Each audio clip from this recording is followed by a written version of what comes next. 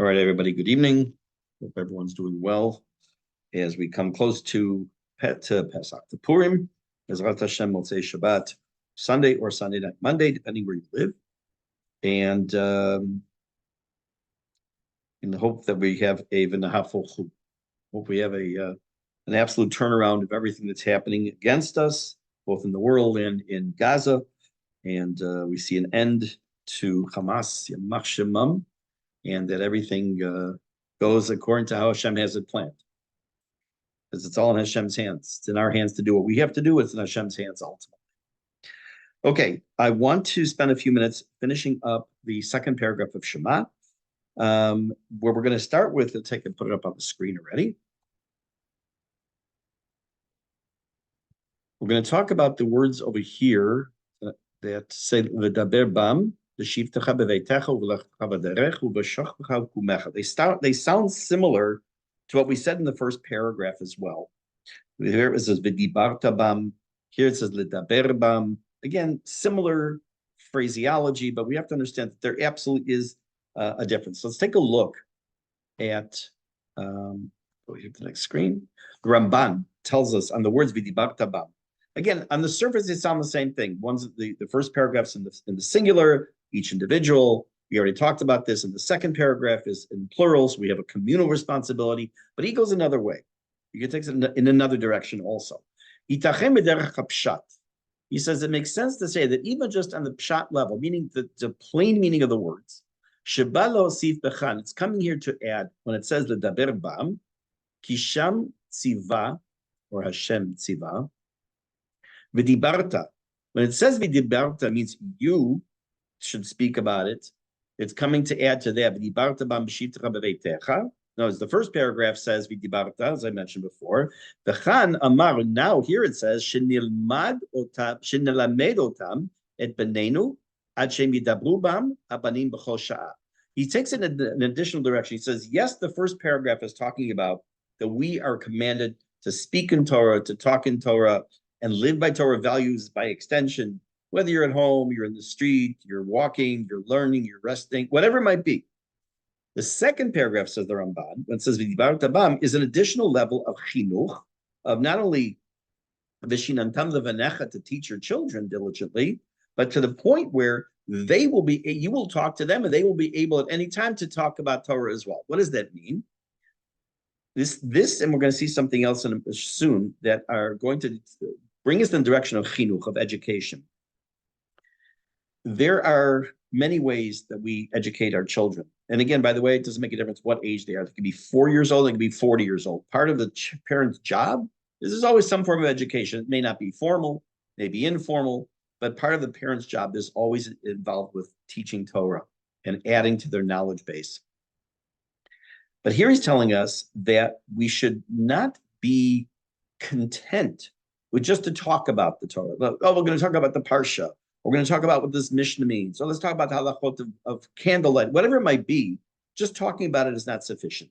It has to be the point. We already saw the concept of shinun and repetition.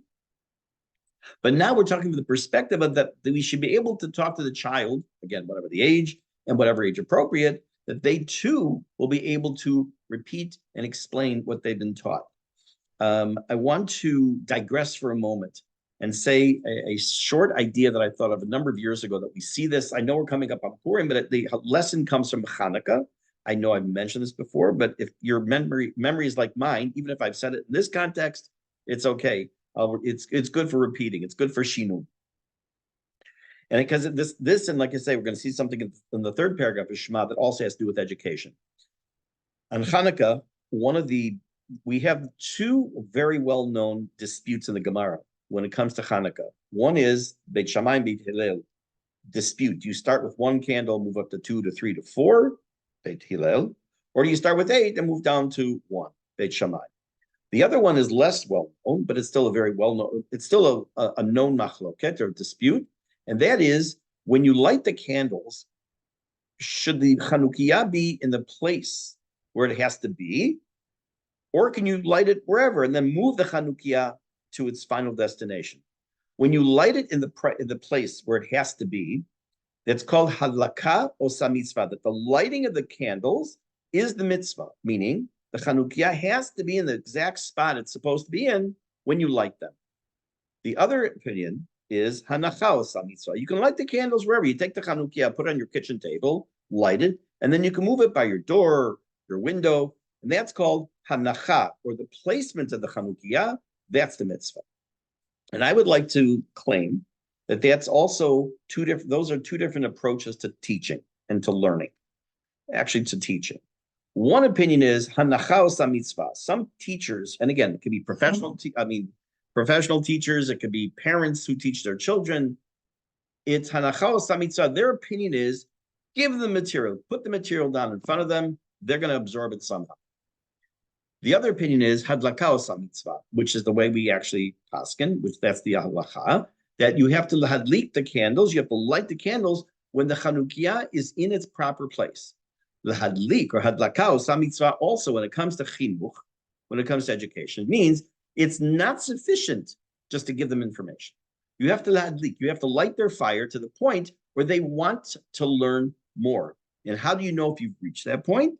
So if you look in the first, I think it's the first Rashi in Bahalotacha, when it talks about the menorah in the Beit HaMikdash, so the Kohen had to light the menorah, and then Rashi said, Ad shetehei shalhevet ola me'eleha, to the point that the flame would go up by itself, meaning that the Kohen could remove his hand, and the fire would keep going.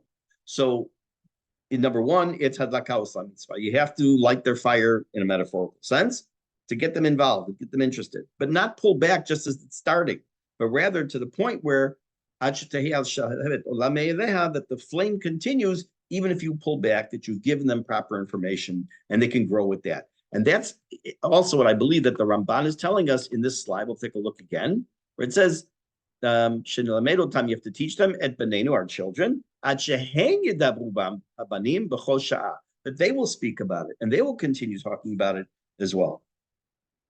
Now, we said the expression, so I want to show you something I came across, and I honestly don't remember the source, but I came across this in a few places, and I wanted to share it with you.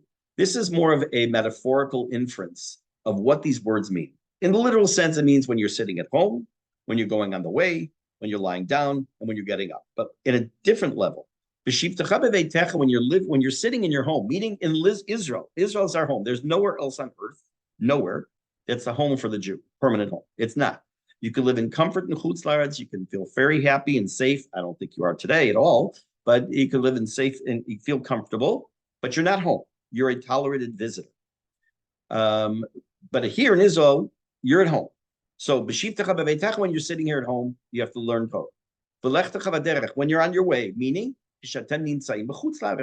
when you're outside the land of Israel, you're not patur from learning Torah. There is an opinion, the Kli Yakar and some others, that mitzvot that are done in Chutz La'aretz are practice. They're practice for when you move to Israel and live here and keep the mitzvot. It's not the predominant opinion, definitely not, but it's an opinion that should be considered. B'shoch b'cha, when you're lying down, meaning kishatem mevuyashim, when you're down, when things aren't going well in life, you still have a requirement to learn Torah. Uvkumecha, kishatem olim ma'ala, when you're growing, when you're getting stronger, when you're coming out of the down point. In other words, we have a lifelong, no matter where we are, no matter what we're doing, mitzvah to learn Torah, to teach Torah, to live by the words of Torah.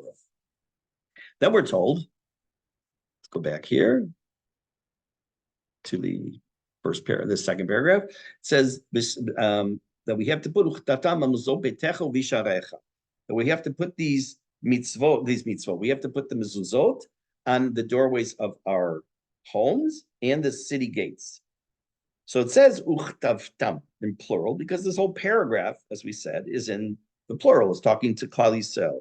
But here it's also a note to the Sofrim, to the people who write what's called Sofer Stam, Samach Taf Mem, Sefer Torah, Tefillin, Mezuzot.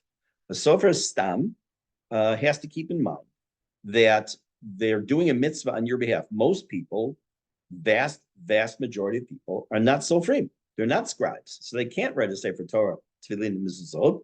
So we have to rely on the sofrei stam, the scribes, to do the right thing and to be Yirei Shamayim and not to have, where unfortunately I've seen many times, people take their mezuzot to be checked and they find out that they've been given a photocopy or even worse than just a photocopy of the cloth inside. Just as a point of information, when we talk about a mezuzah or a mezuzah, it actually just means the doorpost. We colloquially say the mezuzah is the box that holds it, and but really it's made up of two parts: the box itself and the mezuzah cloth that goes inside of it. I talked about when we were doing Mesilat Yesharim, that unfortunately, and may have talked about it even in Tefillah class, I don't remember, that people mistake Ikar and Tafel, that which is more important and that which is less important when it comes to mezuzot. They'll buy a fancy, schmancy, expensive case to put their mezuzah cloth in, the scroll, and then they'll find the cheapest scroll that they can to put inside. It should be the opposite. Doesn't mean you have to have a cheap case, but if you have a choice, you have X amount of shekel to spend on a case and on the cloth, spend more money on the scroll than you are on the case. If you can do for both, kol hakavod. Excellent. This brings us, again, there's much more to talk about in this paragraph. We're going to move on to the next paragraph. And before we do, I want to call your attention to something that we know that in just over 4 weeks, 4.5 weeks, we are going to be coming to the Chag of Pesach. And we are going to sit at the Seder. And that maybe it's a little bit more than 4 weeks. It's 5. And yeah, 5 weeks. And when we sit at the Seder and we read the Haggadah, we're going to read a Mishnah in the Haggadah that maybe you never made the connection between that and what we're about to learn tonight, which is the Parshat Tzitzit. This is, you know this, trust me, you know this. Amar Rabbi Elazar ben Azariah. Rabbi Elazar ben Azariah said, Arei ani kiven shivim shana. I am like 70 years old. Lo zachiti sheteyamer yitziat Mitzrayim balelot. And I was not zocher. I didn't merit knowing the fact that we should say that there was a source to say, mention about Yitziat Mitzrayim or the Exodus at night. Ad shedrasha ben Zoma. Till Ben Zoma came along and he made the following drasha. Shenemar, says in the Pasuk, Leman tizkoret yom tzetcha me'eretz Mitzrayim kol yemei chayecha. In order that you remember the going out of Mitzrayim, i.e. the Exodus, all the days of your life. And here is his drasha. Again, you know this in Haggadah. Yemei chayecha hayamim. During the day, that means Yemei Chayecha, the days of your life, means the daytime. Kol Yemei Chayecha, when it says all the days of your life, Halelot, it means at night. And we go on, we continue the Haggadah. What does this refer to? This refers to the idea of saying the third parasha of Shema at night. Because the third parasha of Shema is mostly about tzitzit. And there's no mitzvah, technically, of tzitzit at night. We're gonna see that. Let's take a look at the paragraph. And after you look at the paragraph, I'm going to just kind of read through it. It's known to you all, but let's just hear the words again. Notice how many times certain words are there, how many verbs we can find as well. Okay, you'll see the word tzitzit, 1, 2, 3, either directly mentioned or indirectly mentioned. 1, 2, 3, 4. At least 7 times in there. Now you're going to say, I don't see the word tzitzit 7 times, but there's inferences already there. But let's just take a look at the paragraph. Speak to the children of Israel and say to them, you should make fringes, I don't know what they call it. Yeah, fringes on the corners of your gadim, of your clothing for the generations. And on the corners you should put a blue thread. And these should be for you as tzitzit, as fringes. You should see it. I mean it. Why not otam? Them. And you should remember all the mitzvot of Hashem. How? And you should do them. And you shouldn't follow your eyes and your heart and your eyes. That you follow. Why? In order that you should remember, in order you should do all my mitzvot, and you should be holy, because I am God, to God. Ani Hashem Elokechem, I am God who took you out of Egypt. To be your God, I am your God. Okay? We know the words, we know the psukim, but let's take a look at one fact. It says like this, and Gemara and Brachot tells us, Parashat Tzitzit mitnei makev va'uha. Why was the third paragraph of Shema included? Why not just the verse 2? It tells us, Amar Rabbi Yehuda bar Chaviva, Rabbi Yehuda bar Chaviva tells us, Mipnei sheyesh ba chamisha dvarim. In other words, if I were to ask you, what is the paragraph about? And I even sort of said that before, it's about tzitzit. It's actually about 5 things. Mitzvah tzitzit, that's 1. Yetziat Mitzrayim, the Exodus, that's a mitzvah. Remember, we just saw in the Mishnah that there's a mitzvah to talk about Yetziat Mitzrayim at night. All mitzvot, accepting upon ourselves the yoke of the commandments. Dat minim, meaning minim are apostates. We should know not to follow in their ways. We're not supposed to think about doing something wrong. That's lo taturu achrei levavchem v'achrei nechem, and avodah zarah, by going away by thinking about avodah zarah or idolatry. So this particular paragraph has a real lot of mitzvot, has a lot of stuff, a lot of meat in it, so to speak.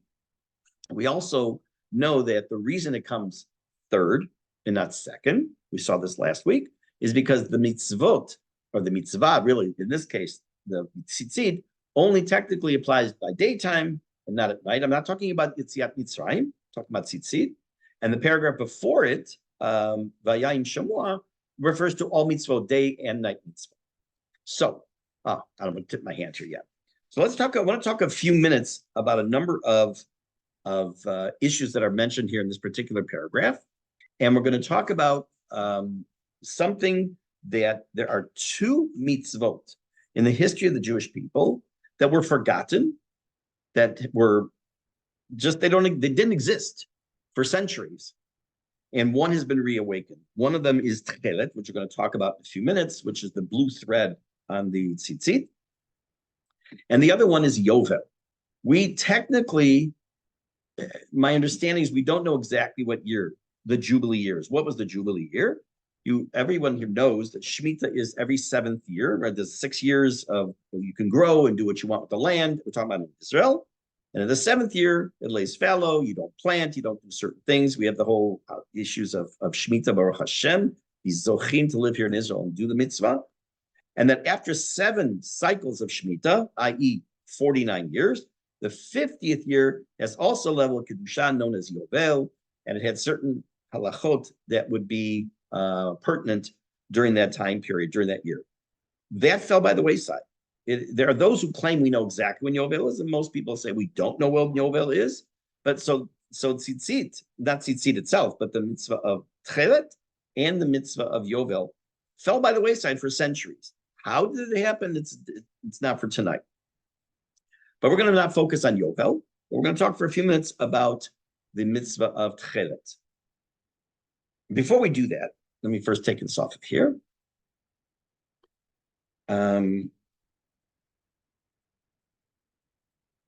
There is a question very simple. What's the importance of Tchelet? How did it fall out of use, which is something that I said I will not talk about really in depth, but just like touch upon for a moment. What was important about Tchelet? So there's a Gemara that tells us in Sotah the following. I didn't make a slide for it. I'm just going to read it to you. Tchelet doma layam. The blue thread on the tzitzit looks like or similar in color to the ocean. The yam doma larakia. And the ocean is similar in color to the sky. The rakia doma lakisei hakavod. And the color of the sky is similar to the color of the throne of Hashem's glory. The kisei hakavod is a term that's used in an anthropomorphic idea that Hashem sits on a throne. And we see this. We see this many times and that says Shemayim, that the Shemayim is Hashem's throne, and the Aretz Adom Raglav, and the earth is his footstool. Again, these are all anthropomorphisms associating or attributing human qualities to God. But what this means is that when they look at the Tchelet, it's supposed to remind us of Kisei HaKavod. What does that do for us?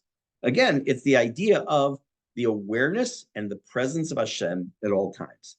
Now, that's all fine and good. let's talk about tchelet for a few minutes, because you'll know if you look at people's tzitzit, there was a period of time I wore tchelet.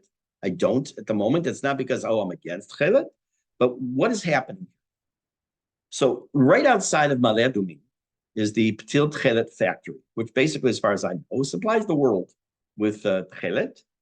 The tchelet was made from and is made from something called the chilazon. Chilazon is a snail, is a kind of snail that was for centuries not known which snail it was, nor was it known how to acquire the liquid, I'm using that term loosely right now, from this chilazon, from this snail, in order to make the tchelet color. There were, in the last century, 2 or 3 opinions that came about. One most famous was the Radziner, who paskin that there was a certain kind of snail that was in fact the source for the color for the tchelet. And then in a more recent time, there was some other discovery of the chilazon, which is known as the malak. It sticks in my brain when I first learned this years and years ago. It's such an unusual word that just sticks in my head. Malix trunculus, which is, for those of you who are familiar with up north in the coast, a place called Chof Dor.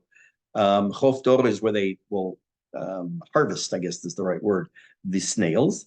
It is, even though it refers to the dam, the blood of the snails, it's not a blood, it's a gland, as a little teeny bit they get from each one, and then they process it, and it has to be exposed to a certain amount of light, and it turns into the color that is what is known as tchelet, or blue, a very specific blue. Just one parenthetical statement. Let's assume for a moment, and I'm not saying this is true, let's assume for a moment that the tchelet that's being worn by people around the world now is not the real McCoy. Let's say it's not. You still Yotzei the mitzvah, because the color itself does not make the fact that if it's not the correct color of blue, that it makes the tzitzit that you're wearing no good. Okay, so I just want to make sure you understood that. There are many sources online that you can buy the Patil Tchelet, you can buy the threads. If you've never been to the factory right next to us in right near Maleh Adumim, I highly recommend visiting. It's absolutely fascinating. They actually discovered part of this by accident, as has happened many times in history, that inventions are found discovered by accident.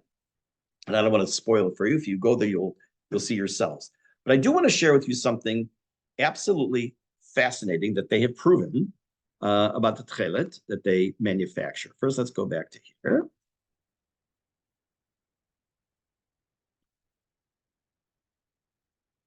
Okay.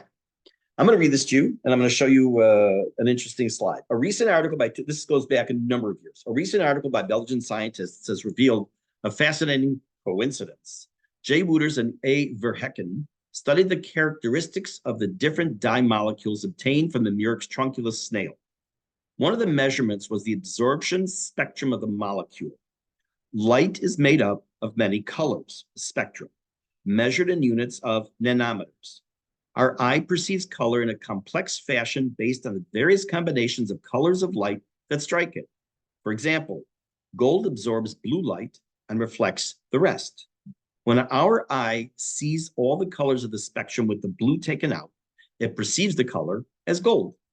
Ultimately, however, the color we see is determined entirely by what colors something absorbs and what is reflected. This is the incredible statement. The tchelet molecule, indigotin, gets its color from a strong absorption peak centered at 613 nanometers. This is the scientific symbol on top of the chemical makeup, and this is the wavelength of the nanometers, that it shows that the nanometer count of the absorption of the light of the color that is used to dye the tchelet thread, this color is 613 nanometers, i.e. Taryag, representing the 613 mitzvot. So with this amazing fact, when it says in the Shema, the end, uritem oto, and you should see it, uzchartem et kol mitzvot Hashem, and you should remember all the mitzvot Hashem. So some claim, which if this is accurate, this would make perfect sense, that you're looking at the Tchelet, and it should remind you of the 613 mitzvot, even just based on the scientific fact of the 613 nanometers. Absolutely magnificent idea that is borne out in science. Now, one thing's important to understand. We don't need science to prove Torah. We don't need history. We don't need artifacts to prove his Torah because we accept Torah as is. But it's always amazing when science and his archaeological finds bolster what we know. So I want to talk for a few minutes now. I want to mention one more thing that has to do with the mitzvah of tzitzit. I mentioned it briefly last week, I think, but it's important to mention again, because now we're talking about the mitzvah. There are two, you can divide mitzvot into many categories. Aseh and lo ta'aseh, the thou shalt nots and those you're supposed to do. Mitzvot that are time-based. We know that a mitzvah, a positive commandment that is time-based, a woman is p'tura from, she's exempt from. Non-time-based, like a mezuzah, it doesn't make a difference at the time. You could put a mezuzah up at night, for example. You can break it down into mitzvot that apply during the time of the Beit HaMikdash, and those that apply anytime. Mitzvot that are what I call Chovot HaLevavot, a book written by Bachya ibn Pakuda, which talks about the mitzvot that we have that are heart-based or intellectual-based, that we have to feel, they're feeling mitzvot. Ma'asiot, active. And then there are mitzvot that break down into two other categories called kiyumit and chiyuvit. What does kiyumit and chiyuvit mean? Chiyuvit means we have to do it. For example, a man has to, after he gets to a certain age, i.e. bar mitzvah, has to put on tefillin. It's not if I want to, if I have to. You have to put on tefillin. Okay, you don't do it. That's your choice to not do it. But the mitzvah is chiyuvit. You have a chiyuv, an obligation to do it. Kiyumit means if certain circumstances arise, then the mitzvah applies. For example, you have no mitzvah to build a house to have doorways that have to have mezuzot. You could live in a tent in such a way that doesn't need mezuzot. There's no mitzvah. It's if you have a doorway that has certain parameters, two sides, a lintel, a top across the top, or an arch, or certain other things, then you have a mitzvah to put a mezuzah on it. And the mitzvah, as we talked about last week, applies to the person who lives in the place, whether it's the renter or the owner, it's their mitzvah. That's called mitzvah kiyumit, means one that has to be done. It means established, but it means after certain facts are established. Parentheses, there are those who claim, wrongly, in my opinion, that aliyah, making aliyah to Israel, is a mitzvah kiyumit, that you do not have a mitzvah to move to Israel. But if you move to Israel, then you make you're keeping a mitzvah. I think they're grossly mistaken, but that's me. So when it comes to mitzvah tzitzit, we have to talk a little bit about, is it a mitzvah kiyumit or is it mitzvah chiyuvit? Meaning, is it something we have to do? We have to go out of our way to make a baguette, a piece of clothing that has four corners, that's not made out of something synthetic, that's not whatever else parameters, and then put tzitzit on the corners. Do we have to do that? Or is it if we have one and we want to wear it, then we have to put on the tzitzit? So historically, halacha was, that's kiyumit. If I have a baguette, if I have a four-cornered garment and I wear it, then I can only wear it when I have tzitzit on. And if I don't, I can't wear it.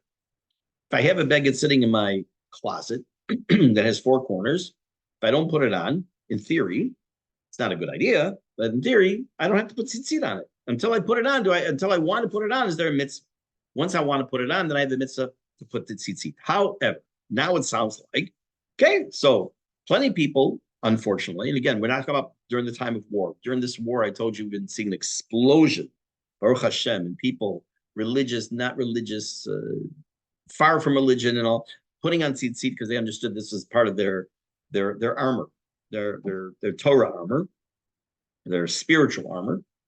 But it sounds like that if I want to put on tzitzit, I do. If I don't want to wear them, fine. Why the school's making me kids wear them, and why, I had one Rebbe who used to make sure when we came into class, I don't want to say who, what year, what it was, and he just, are you wearing tzitzits?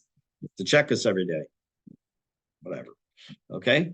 So I could have said, Rebbe, if I wanted to be mechutzif, if I want to be filled with chutzpah, it's a mitzvah kiyumit. I'm not wearing them. I don't want to wear them. I mean, I always did, but I could have been a smart aleck if I wanted to. But what's happened over the last few centuries, and this happened with Marav as well, is that which was it's for different reasons. A mitzvah kiyumit of tzitzit was accepted for the most part in Klal Yisrael as being a chiyuv. That we do it because you really are supposed to do it. It's evolved. Mariv, I just mentioned parenthetically, was what was called reshut. We had the right to daven Mariv. We didn't have to. And again, over the last few centuries, it became a chiyuv where we took upon ourselves the requirement to do it. Why was it reshut? I think I talked about this in the introduction to the Tefilla class a number of months ago. Is that if one of the reasons we daven is to correlate with the korbanot, or the sacrifices brought at the time Beit HaMikdash, there were no sacrifices brought at night, and therefore there was no reason to daven Mariv. And the Gemara says that the reason we would still daven Mariv is keneged the Evarim and Pidarim. There were still things on the top of the Mizbeach that would burn overnight, and in relating to those, we would daven Mariv. So don't let anyone tell you that Mariv is a reshut. You don't have to daven, you have to daven. Again, if you look at the Ikar, the Shulchan Aruch, it does not sound like you have to go out of your way to get tzitzit and put them on. But again, it seems to be accepted across the board. It is the right thing to do and has become apparently a mitzvah chiyuvit. Now, if you take a look at the paragraph, let's put it back up on the screen of Shema, you'll see it starts off the following. It says, Daber el bnei Yisrael, V'amarta, speak to the children of Israel and say to them. It seems verbose. It seems, how's this? I was talking to a kid yesterday. Oh, no, in school. So it's a few days ago. And we were talking about an English speaker. He says, I know all the words I need to know. I said, really? I said, I'll give you a couple words. How about this? How about loquacious? He goes, what? How about peripatetic? What? So I just like to show off some big words that I knew. So this is a little loquacious. This is verbose. This is extra. It seems to be when you say Daber b'nei Yisrael v'amarta lehem, speak to the children of Israel and say to them. So there are a few possibilities here. We know that we saw when we take a look at the giving the Aseret HaDibrot, the 10 Commandments. It talks about these are two different lishonot. One is Daber is a more severe, stronger way you speak, and by that it was the men were supposed to be given a more harsher, a stronger voice when being taught the Aseret HaDibrot, and the women were supposed to be a softer way of the approach. That's not what it means here. Here it's another lesson in chinuch. I said to you before when we started the class today, and part of what we're going to see in the second paragraph and now in the third paragraph is ideas that have to do with education. The Rabbeinu Bachya tells us, he looks at this paragraph and looks at these words, and he says as follows. Daber is the general idea of something, and the amarta is the details. What does that mean? It's a nice idea, but what does it mean? Let's say you're going to teach somebody a concept. You're going to teach someone a mitzvah. You're going to teach something nothing to do with Torah directly. You're going to teach someone how to make a spreadsheet. You want to teach somebody all kinds of things. Fill in the blank. If you start off detail, without the big picture first, like what are you talking about? You lose the person. Tell you a story, as they say, a Maisa Shahaya with me. When I had 3 daughters at the time, but the 2 were only old enough to go with me to a baseball game. I took them to a Cubs game. They should have a refuah shlema.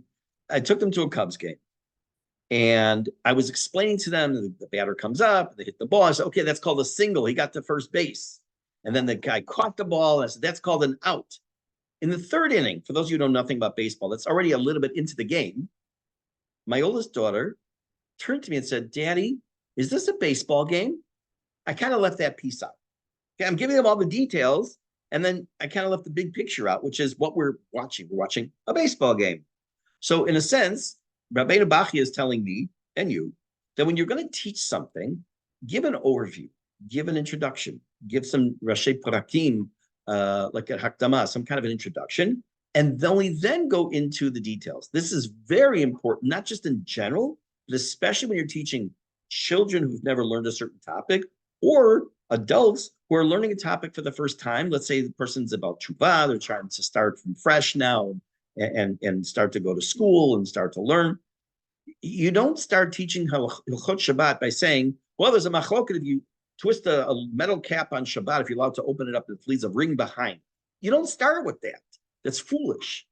You have to start with what does it mean, work? What is the concept of work? And again, every topic, no matter how broad or narrow, you can always give some kind of general idea and background, and then you go into the details. Daber b'nei Yisrael ve'amarta alehem is not just about tzitzit, it's about Torah, Torah mitzvot.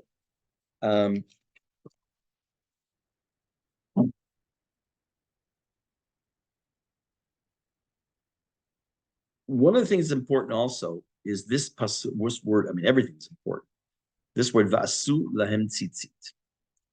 Should you ever find yourself making tzitzit, or if your knots come undone and you want to retie them, you have to say when you start putting the tzitzit together. Not every minute, but when you first start, you have to say l'shem mitzvah tzitzit. It says I'm doing this for the lishma, that the purpose of what I'm doing now is not just tying strings with knots or knots onto strings, but it's for tzitzit. Same thing is true when a person is making tefillin. Let's say you're going to have the knot fixed. It's too big, it's too small. You want to paint the straps to make them black, or blacker if something got worn off. You should say l'shem mitzvah tefillin, l'shem mitzvah tzitzit. If without doing that, it could potentially be a problem because it's not being done what's called lishma. It's not being made for the purpose of tzitzit. Question for you: what do you think? It's kind of rhetorical because I'm going to answer it. Let's say you had we know that the garment has to have 4 corners in order to be chayav, to require tzitzit. Says, what if it has 5? What if it's shaped like a pentagon? It has 5 corners, and you want to put tzitzit on. So what do you think the rule would be? So can you pick 4 corners and leave one without?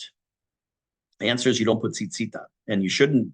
For sure, you shouldn't even wear it because maybe you're putting yourself in a bad situation. But with 5 corners, you don't put tzitzit on, even if you decide to, because you're saying brera. Brera means you've chosen.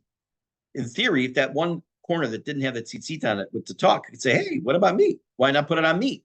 You don't have the right to do that. You don't have the right to choose. You have 4 corners, 4 get the tzitzit, and you can't leave one behind, so to speak. So you cannot to do that. The word kanaf says al kanfei vigdehem. We translate it as corners. We also know that the word for kanaf in modern Hebrew also means kanaf, wings. What's the connection between wings and corners? So we can say a simple answer that when you put the tzitzit on the corners of the abat kanfot, the 4 corners, you could say with that now you're gaining wings, so to speak, to fly, do mitzvot. And by the way, if you think that sounds funny, we know that for those of you who learned Tanya, we saw this, that we talk about mitzvot having wings to fly them, so to speak, to the Shema, again, in a spiritual sense. So it could be that. But Rabbi Moshe Darshan, who actually is quoted many times by Rashi, tells us that the reason it's the same word is that the knafayim, or the kanfot rather, of the beged is supposed to remind us also of the fact of the Exodus, of the Yetziat Mitzrayim, which is this paragraph. How does it remind us of the Yetziat Mitzrayim? Hashem says in Shemot, says, I'll take you out, al kanfei nishari. I'll take you out on the wings of eagles. So that now in the idea of the kanfei vigdehem, on the corners of your beged, of your clothing, there's also the hint about the topic of this particular paragraph, which is Yetziat Mitzrayim. I'm going to go back for a minute, just for a minute, because I forgot one idea about the chilazon, which was the snail that we talk about, the Mollusk trunculus. One of the reasons, as I said, I would just touch on it for a minute. One of the reasons it seems to have fallen into disuse was the Gemara tells us, actually maybe the Mishnah, that the chilazon, or the snail, would come in come around once every 70 years. And they would harvest them and do them, make tchelet, they would disappear for 70 years. Well, now, if the Mulix trunculus is in fact the correct thing, the correct snail, it doesn't disappear. But evidently back then it did. But there's when if you have nothing else to do with your life, and actually you should actually do this because it's good and educational. Tchelet has a website. There's actually a book that was written, and there people were doing a book launch here a number of years back before Corona. It's either before Corona, after Corona, before the war, after the war. That's how we're used to doing things now. But before Corona, did a book launch here in the neighborhood and in many about this royal blue thread. But there's a website, Tchelet. No matter how you spell it, you're going to find it, where they have all kinds of information on there, including the different opinions of how to tie them. There's multiple opinions, including the pros and cons of Tchelet as it appears today versus how prior maybe a century ago, again, the Radziner and others who had a different approach to which way to acquire the Tchelet. And it talks about how it fell out of disuse, or fell into disuse, not out. It fell into disuse. It wasn't used for centuries until it was reawakened. So it would be an interesting exercise in education for you. I think it'd be worth your while.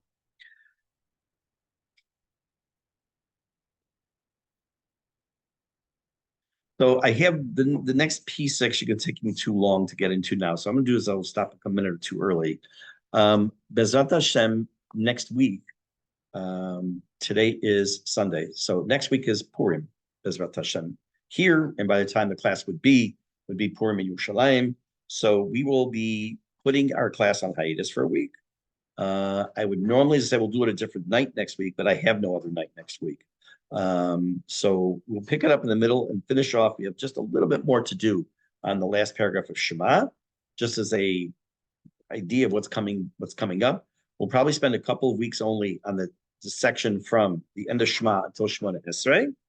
After that, we will enter into a nice, very long period of time exploring the Shemona Esrei. It will come with at least a week of an introduction. This is the Vayidaber and Amarta. And then we'll get into the details of the Tefillah. So I don't forget, I'm going to mention it now. If you have a Siddur that you use, if you're writing notes in the Siddur, wonderful. If you're not, you're writing on paper, it's fine. Just listening, also fine. But when we get to Shemona Esrei, if you have a Siddur you want to mark up or take notes that you don't do now, it might help you ideas here and there, especially in the Shemona Esrei, when we get to that. So I'm mentioning it now so I don't forget. In the meantime, Shavua Tov, B'sorot Tovot.